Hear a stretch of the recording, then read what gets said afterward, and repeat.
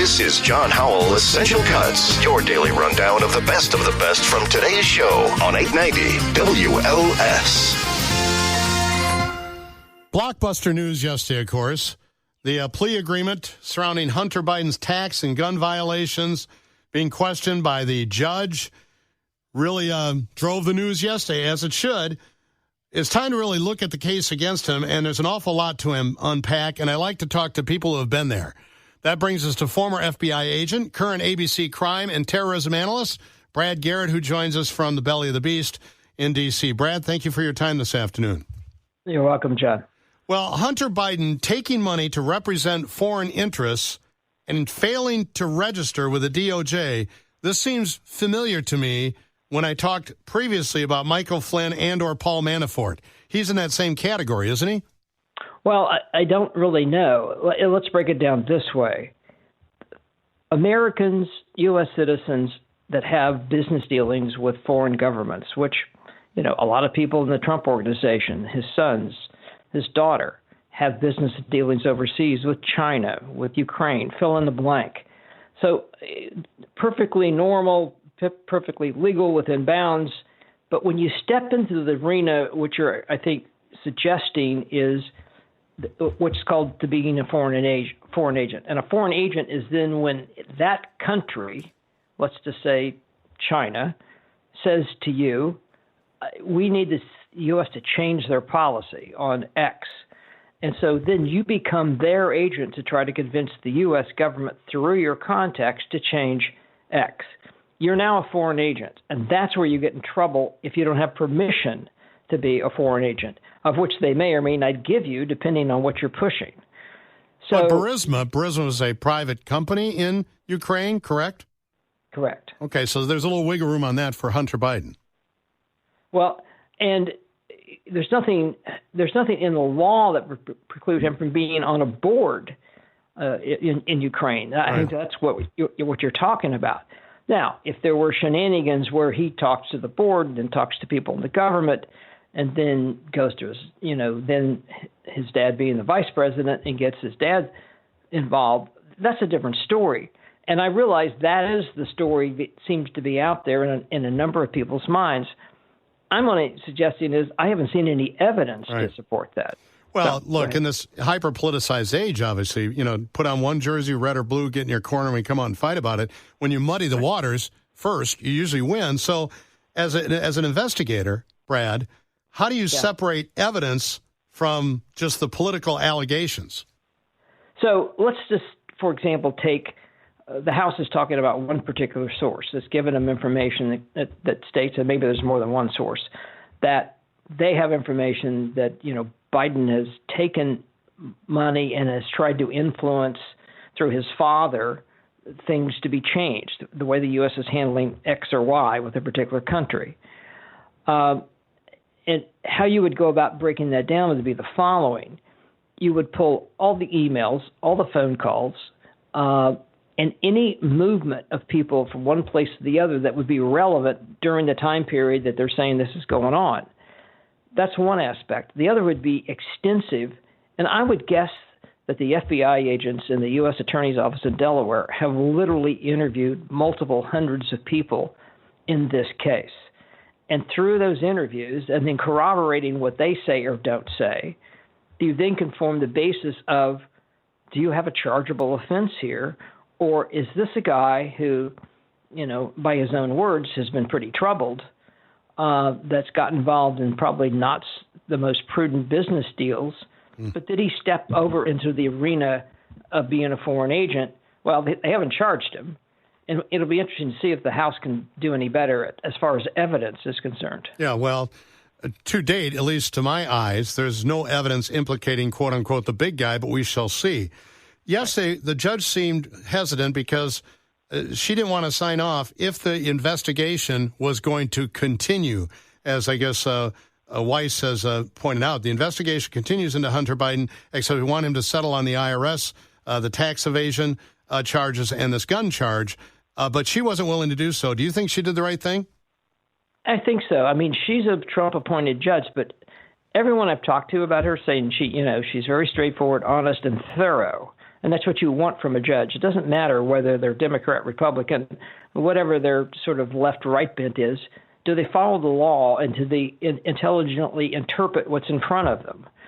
And so that's what I saw her doing, that looking at the immunity part of that plea agreement, like they had to bring in the U.S. attorney that's a Republican appointee that's running this case in Delaware, about, well, where does this plea agreement stop and start as far as immunity? And he said he's got immunity on tax issues and the gun case. He doesn't have immunity on anything else. Right. So what you and I are talking about, if that stuff heats up or it gets to the point where they think they have a chargeable case, then he could be liable for that. So they're going to have to straighten up the language in the plea agreement, I think, to satisfy her. The other thing. Go ahead. I'm sorry. No, she made some comment about the constitutionality also of this plea agreement. I'm not sure what she means by that. I didn't hear a clarification beyond that. That's something else they're going to have to look at. I thought both teams yesterday looked pretty unprepared, and it seemed to be very sloppy work. She seemed to do a pretty good job in my mind, saying, come back in a month and put your paperwork in order. And yet one member of Biden's team anonymously compared her to, remember Judge Lance Ito from the Simpson murder trial? Yeah. And just said that she let it become totally chaotic. Obviously, Hunter Biden became a little animated. Just seemed like a real miss from both the feds and also the defense team. You know, it's not, John, that totally uncommon for judges to question plea agreements. I mean, they are the bottom line. They have to sign it along with the defendant and the prosecutor. And so making sure that everything is clear at the front end is extremely important. I've seen this happen before. It doesn't happen every day, but it does happen. And I think this is a situation where they pretty much had thought, I'm talking about the prosecution and the defense, had sort of put this case to bed. And she puts eyes on it and go, well, maybe not so fast. I mean, she didn't shut the door on them. But, you know, she also made another interesting comment about that basically she's saying she couldn't maybe live with the idea that probation is the sentence. Now, I don't know what she meant by that exactly either. So that's another thing. It'll be sort of interesting to see how that plays out as this moves on. And if they can get a plea agreement past her in August, I think when they go back in front of her. I don't think she wanted responsibility for monitoring Hunter Biden. She didn't want any part of that either. I think that's correct. Yeah. Brad, thanks so much. Always great talking to you, sir. Have a terrific afternoon. You too. Take care, John. Thanks. You're listening to John Howell, Essential Cuts on 890 WLS. Talked a bit about this yesterday, and now I'm glad to have a man who broke the story on with me, founding editor at Mediaite.com. We mentioned yesterday, let's do a deep dive on it today. Rudy Giuliani, at one time, America's mayor. You know, he's been known to say some crazy things, and in the aftermath of the 2020 election, he was out there just rolling. He was a whipping and a dipping. He was a riffing. I'm sorry. Dead people generally vote for Democrats rather than Republicans. I'm sorry. Can you say that again? I'm sorry. Dead people generally vote for Democrats rather than Republicans. So you're saying there was fraud? There are a few places, and not many in the swing states.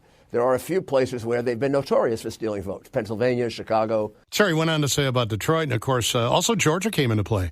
Well, yesterday in a court filing, Rudy Giuliani admitted he made some false statements about Georgia election workers, two in particular, a mother-daughter team, and he no longer contests the outcome of the Georgia election, which is not going to bode well for his boss and former president when that indictment comes down. This filing came in response to a motion filed by those two election workers that already referenced the mother and daughter team because Rudy called them out by name. Ruby Freeman and Shay Freeman Morris and one other gentleman quite obviously surreptitiously passing around USB ports as if they're vials of heroin or cocaine. Uh-oh. Oh, boy, oh, boy. And then they were on 60 Minutes, and oh, my goodness gracious, here we go. Colby Hall joins us now, founding editor of Mediaite.com.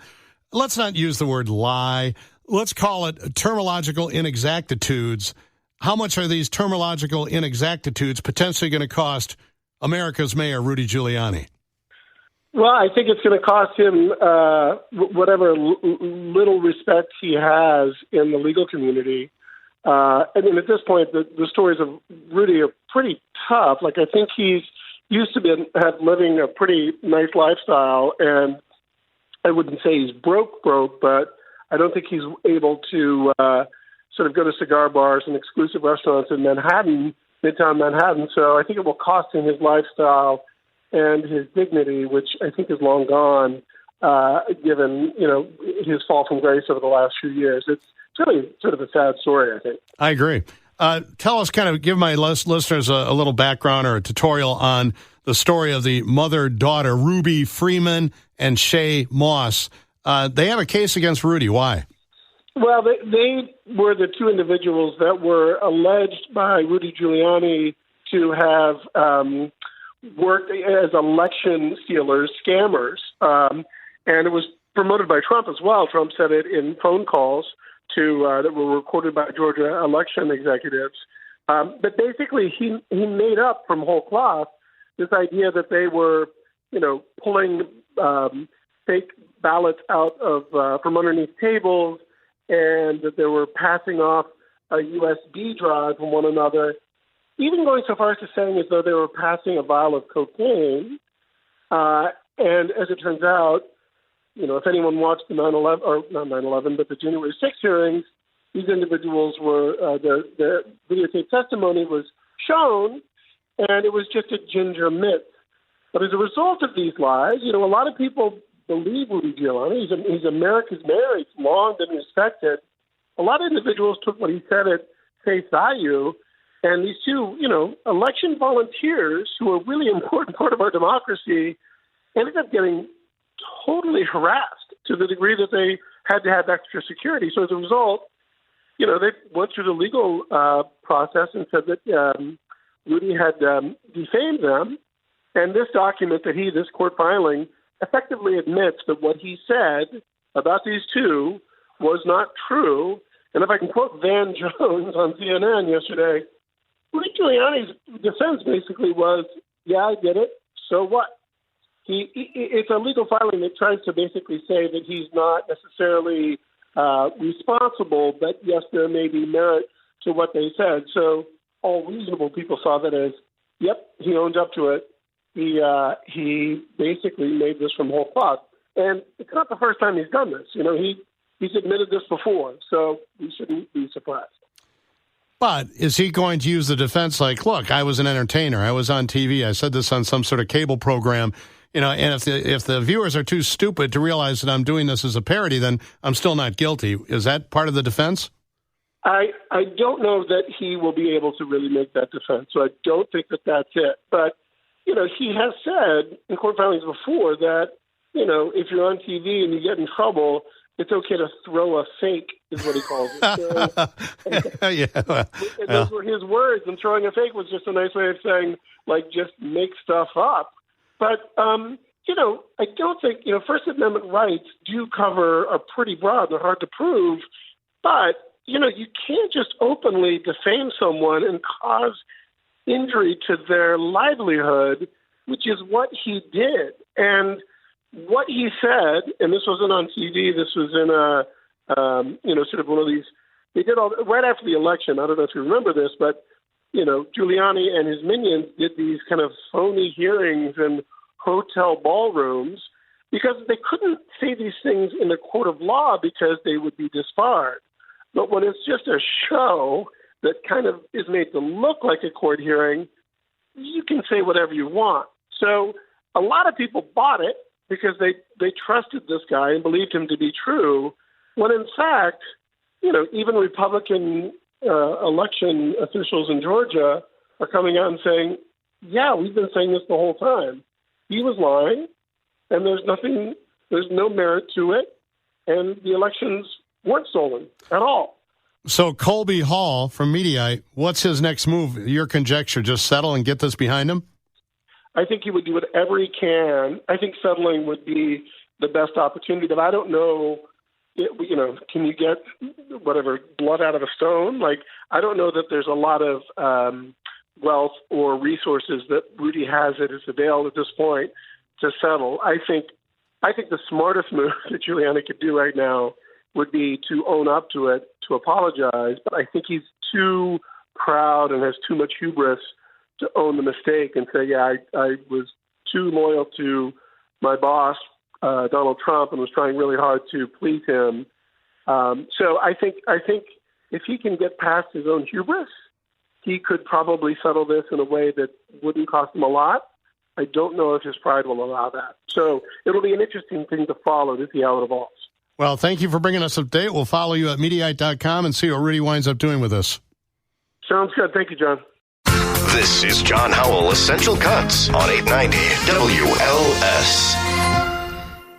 All right, no doubt, if you listen to talk radio, you've heard about the controversy regarding Jason Aldean and his tune Small Town.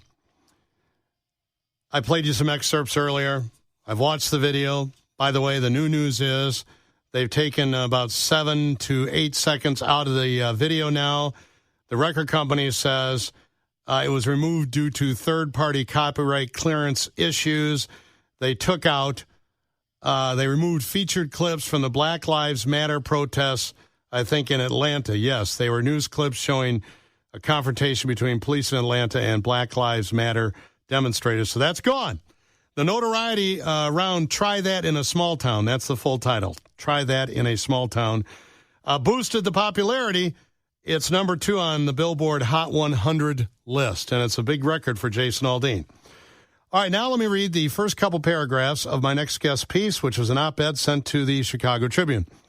With images of people rioting, burning American flags, assaulting police officers, country star Jason Aldean has courted outrage with his new song and video, Try That in a Small Town. Perhaps that was his goal, as nothing sells like controversy and press attention, but it seems like a missed opportunity. The song doesn't come out and say anything specifically about black Americans, and Aldean's video shows a few white rioters and looters, along with several who are black. But one doesn't need a degree to realize that the song is blaming black people for these problems and is hiding behind the words city and small town to avoid using the words black and white. Instead of tapping into the shared concerns of most Americans, Aldean's song has become an anthem for the far right and the far left, using it as examples of intolerance. It's really sad, as it could have been a song that unites instead, it further divides this country. Bob Chiarito has covered crime in Chicago for 25 years, an excellent reporter. He included as his coverage the unrest in Chicago in the wake of the murder of George Floyd, the unrest in Kenosha after the Jacob Blake shooting, covered those for the New York Times. Bob, welcome back. How are you? Hi, John. Thanks. I'm well. Thanks for having me. Well, what prompted you to write this op-ed? Well, like everyone else, I heard about the controversy, and so I kind of took a listen and a watch for myself, and it just kind of stuck in my head because a lot of the coverage, the news clips were things that I've covered, and, he just seemed to be selective with his choice of clips and kind of a focus on kind of all the bad, and it just kind of seemed like I said in the piece, kind of a wasted opportunity because people I've talked to, it seems in, any poll shows the same, that people pretty much across the country, in any neighborhood, any city, any small town, all kind of share the same concerns. Yeah. And I think maybe your perspective, you wrote about this, is different because, we watch it all on the tube, ad nauseum, the same clips 1,000 times. But in 2020 here in Chicago, as a reporter, you were covering the neighborhoods that were being burned and looted specifically. What did you find there from your personal experience? Well, like I said in the piece, a lot of the victims of the looting and the rioting were black people themselves. They might not have owned some of the businesses that were burned or looted, but they certainly worked there, and a lot of them found themselves out of work because of the actions of a few minority of people, of idiots. So, I was clear to say that there's no excuse for rioting, and basically it just seemed like he was selective and kind of gave the feeling that all city people kind of endorsed this kind of behavior. Well, Jason Aldean has said that he did not mean for any of the racial implications to happen. He wasn't aware of the courthouse and its history. And all he was trying to say is that most Americans want to get back to small-town values. What do you think he was really saying there? Well, I think that's kind of a lame excuse. I mean, you know, like I said in the piece, there are a lot of aspects of small-town values that people in neighborhoods aspire to. A lot of good things about small-town values, but there's a flip side to it. You know, when you're talking about honesty and being neighborly, that's great. And you see that in neighborhoods in the city. It doesn't have to be a small town. But then there's the kind of the, you know, fear of the outsider and intolerance that goes along with some of that as well, which is obviously the negative aspects of it. Yeah. Well, I think, if I'm not mistaken, I think, and somebody can double-check this for me, I think today is the anniversary of the breakout of the horrible race riot we had here. 1917, 15, 17, when that... 1919. 1919, yeah. So I think it's the anniversary of that, and that was prompted. It was a powder keg. These guys came back from World War I, and some of the jobs have been taken by African Americans. That's the basis historically, I think. But the kid that swam a little north on the south side, onto the wrong side of the beach, and he was pelted and killed, I think, by rocks, and all hell broke loose here. So, yeah, we're a city. We go to 77 neighborhoods here in Chicago. Yeah. So we have our own small towns here within this very big city. Yeah, and I think, you know, with some of his lyrics, and I know he didn't write the song, but obviously he's the one singing it. When he says, you know, see how far you'll make it down the road, that kind of thing. It just gave a feeling of this vigilante kind of justice. And we saw that in the city as well during 2020 with some white thugs in Bridgeport kind of claiming to guard their neighborhood, but what turned out to be was sometimes a lot of times they were pretty much beating up anybody who they didn't recognize. And the same thing in a little village where they were standing around with big sticks and long guns as well. Well, again, these guys are trying. I'll play devil's advocate. The police were undermanned, to say the least, and God knows where they were deployed, and they were trying to protect their own neighborhoods. And I'm sure that was done in also, you mentioned Bridgeport and Little Italy, but I'm sure that was done in African-American neighborhoods and Hispanic neighborhoods, those awful days of 2020. Do you think Jason Aldean can get a pass on not knowing, either Jason Aldean or the record company or the video producers can get a pass on not knowing the history of the courthouse in Columbia, Tennessee? Well, I think it depends who you ask. You know, I think he might be able to get a pass that he didn't know the history of the courthouse. Obviously, some people won't believe that, but, you know, personally, I think he probably didn't know that. The video, the producers, I mean, they should know if they didn't. So, you know. Yeah. But obviously, the song is selling it. It's kind of one of those things where controversy obviously has helped sell. Yes, you're guaranteed if you involve yourself in something like this, sure, you're guaranteed that half of America will spend their money to defend you. Yeah, it's not a bad business model. Nothing that he invented, you know, Madonna, and you could go back artist after artist over the years. Sure. Yeah, and it's a huge hit, you know. So. Yeah. Well, yeah. Well, this was very well written, Bob. I mean, your writing has obviously been noticed for many, many years, 25 in fact. But I didn't know you were in the opinion business, the editorial business now. Is that a new effort, or have you done this before? No, every so often I'll do that. Yeah. So, and like I said, it just seemed like I didn't want to. There was already a chorus of people denouncing Jason Aldean as some kind of racist. You know, whether or not that's true, I'm not sure. And that was really not my point. My point was that I felt like it was a wasted opportunity, that he could have really tapped into the shared concerns of most people, small town and big town, and you know. I wonder if he's said anything since. I should know this. I haven't followed it that close, but I wonder if he has maybe going to use this opportunity to try to explain himself a little further, or I don't know if he's gone silent. I don't know. It's selling like crazy. They're probably playing it every 10 minutes on certain country music stations, but It's pandering. I don't know if it's Jason Aldean pandering necessarily, his record company, the composers, what have you. But in the wake of 9/11, I was talking with my crew here earlier today. There were some horrific songs written that we just flat out refused to play by stars because we thought they were so insightful, and we thought that they were incendiary, and we thought that they were just flat out essentially racist. And we weren't going to do that, thankfully.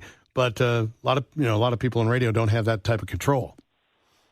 Yeah, and I think it also gets a little twisted as well, or it is being used by some far right political people as some kind of anthem and all that. Right. So yeah, I'm not the type of I never advocate for somebody to be censored or canceled, but it's too bad that it's kind of become this anthem for far right. Yeah. Well, everything gets amplified. Well, Bob, nice talking to you again. Usually we're talking about the news item, but thought this. How are you doing? Have you checked out the responses on the website? What are people saying to you? I can only imagine. I haven't checked the responses on the website, to be honest, but I received a number of emails, some pro and some pretty nasty, but that's kind of typical. well, do you have a Facebook page that I can reference? You don't have to. Chiarito, Chicago Reporter, I believe. Really? You're on Facebook, Bob? Chiarito, Chicago Reporter. Yeah, correct. Did you post your op-ed there? Yeah, it's there. Oh, okay, good. Well, all right. So you got you left the comments open, right? Yeah, there are people who follow the page can comment. Yeah. Do you want us to send you our responses that we receive from our listeners? Sure. Okay. Well, copy me over and send them to you, all right? All right. Thanks, John. All right, Bob. Nice talking with you. Take care. All right, you too. Bob Bye-bye. Chiarito, covering crime here in Chicago for 25 years, the last couple big events for the New York Times. You're listening to John Howell, Essential Cuts on 890 WLS. I love to read about politics. I know it's a parlor game. I know it's a long way to November of 2024, and a lot of things can happen. But this caught my eye. How Mr. Nice Guy, Tim Scott, could slay Trump and win the nomination. I'm not buying it. Reading from Keith Naughton's piece, which I saw at thehill.com. In politics, nice guys may not finish last, but they rarely win, especially for president.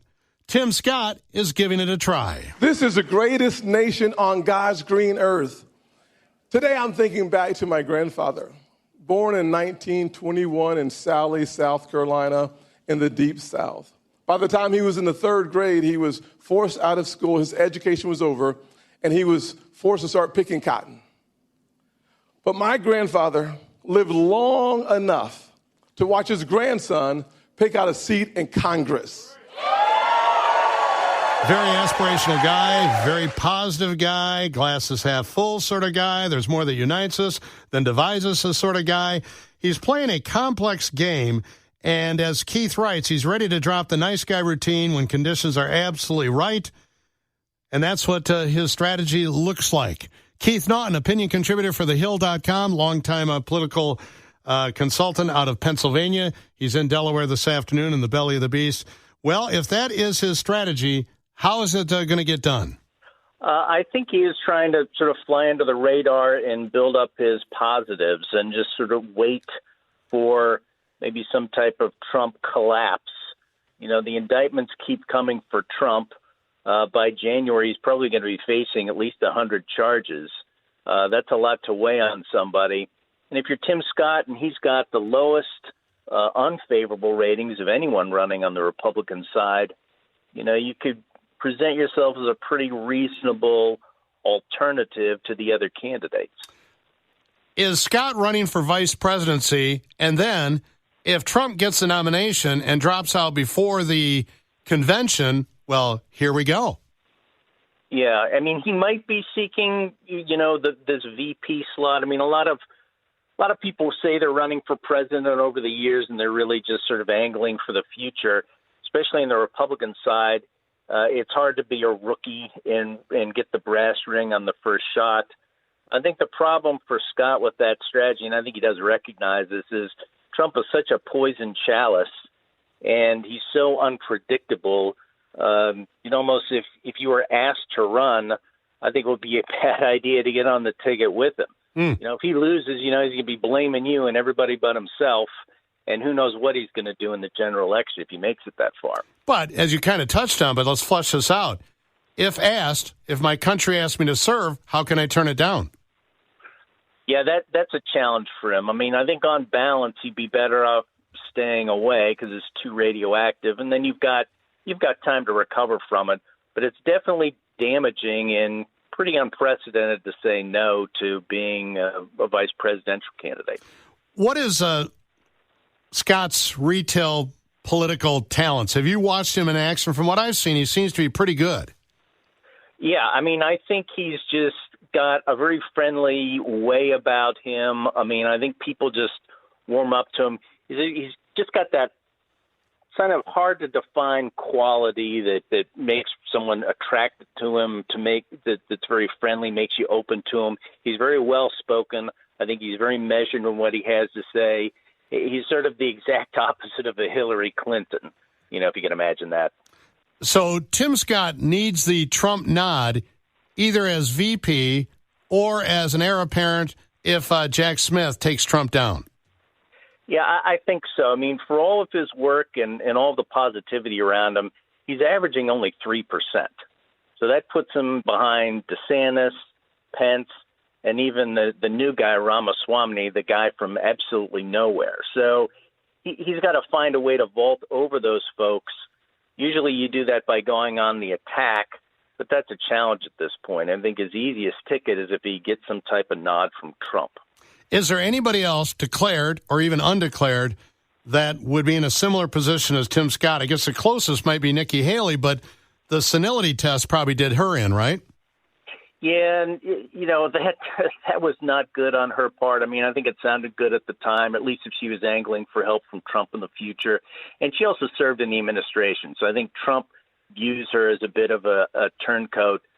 She's a candidate that I don't think she knows what she's doing. I think she thought she might be the alternative. It's not working out.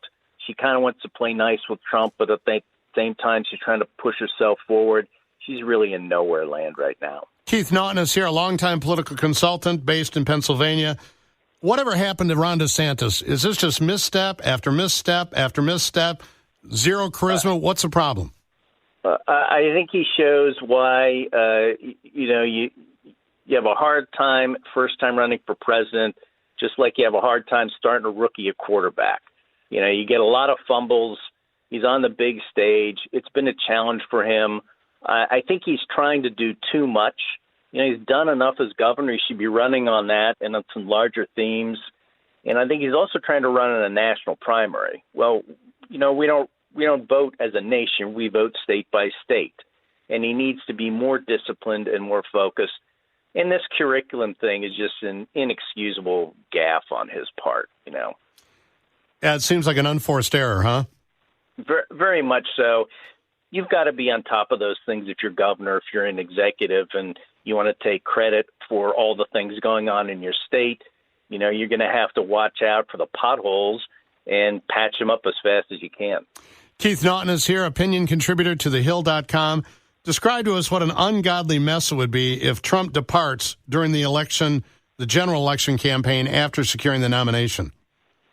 Well, it would be a mess for the Republicans. I think the Democrats would be pretty happy about that. I mean, I could see a situation where Trump just absolutely won't give up and he just keeps hanging on to the end.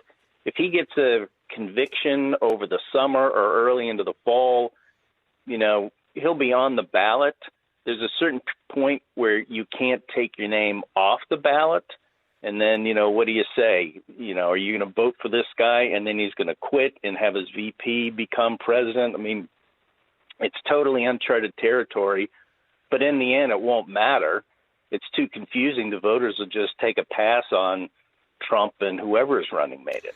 I know you're in Delaware. Let's jump across the aisle to Blueville and talk about what an ungodly mess this Hunter Biden thing has become.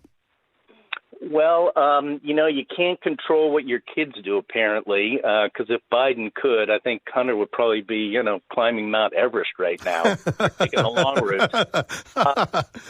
What an absolute mess. I mean, this kid is definitely bad news. I think the Biden folks caught a break with that judge not agreeing to the plea bargain, because that plea bargain, giving someone a free pass on tax evasion, is really bad news. And having that kid have to go to trial or take a tougher sentence, that's a huge break for Biden if that ends up what's happening. I caught Jill Biden's ex-husband from many, many, many years ago. I didn't even know she had an ex-husband. I should have. But he was on, I think, Newsmax last night, I believe.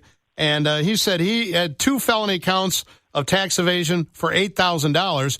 And still they're going to give Hunter Biden a pass on, what, $1.5 million to $2 million? Yeah, it's outrageous. The public should be very unhappy with it, and they want to give him a break on any foreign influence charges in the future, some sort of blanket immunity. So it's really something that I think the public will be outraged at. It's not enough really to turn an election, because I still think most of the public is concerned about the economy, employment, inflation, and so forth. But it does stink, and honestly, I think the mainstream media covering for Biden on this, it's a really terrible look for them, and it really hurts their credibility, too. Talking about the economy, why can't the White House make more of this? Why is the perception that the economy is in still such bad shape? Well, because prices are still higher, and people's wages haven't necessarily caught up. So it takes a while for public perception to catch up to where the economy is. I mean, if you stretch way, way back in the mists of time to 1992, Clinton versus Bush, the economy is actually growing in 1992. It just hadn't really become apparent. You know, you shift the economic winds by 6 months and Bush probably beats Clinton. Well, that's the case right now. Things haven't really caught up. You know, perception has not caught up to reality. You know, that phrase, I don't like it, but I think in politics it is true. Perception is reality. Whoever gets there first with the story, the most with the story, the best with the story, they generally win. Absolutely the truth. Keith Naughton, thanks so much for your time. We'll read more at thehill.com. Hope to have you back in a couple weeks. Absolutely. Thanks, John. John Howell, Essential Cuts. Check back every weekday for another episode of John Howell, Essential Cuts on 890 WLS.